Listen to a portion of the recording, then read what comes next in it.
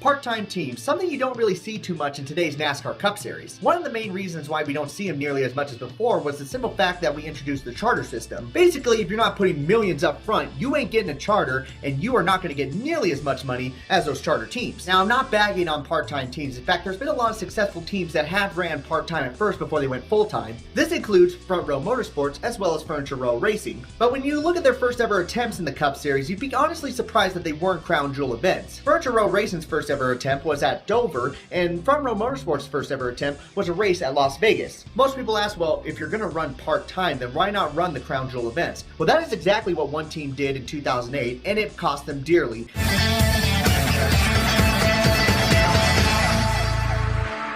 Ski Motorsports was a team that was trying to make it both in the Xfinity Series as well as the Cup Series in 2008. Their driver would be Hollywood stuntman Stanton Barrett, a driver who raced part-time in both the Cup Series and the Xfinity Series. Their plan was simple: try to make the Daytona 500, the Coca-Cola 600, and the Brickyard 400. Unfortunately, everything would blow up as early as the Daytona Duels. In the Daytona Duels, Stan Barrett was actually doing really good. In fact, at one point, he was in the green to make it into the Daytona 500. Unfortunately, due to an incident involving the number 27 Toyota of Jacques Villeneuve, the team would get collected in a multi-car crash that would take them out of contention to run in the Daytona 500. So basically that meant that they did not have a super speedway car, so there was no way that they were going to try to attempt the Talladega race. However, they still had an intermediate car, and they were going to try to make it into the Coca-Cola 600. Unfortunately, the team would only qualify 45th fastest and would not be able to race in the Coca-Cola 600. So if you're keeping track, they missed the biggest race of the season and the longest race, so now they were going to try the richest race of the NASCAR season. The team was optimistic into making the Brickyard 400. Unfortunately, they had the slowest car of the weekend. Out of the 47 cars that tried to attempt the race, they qualified 47 out of 47, meaning they did not make it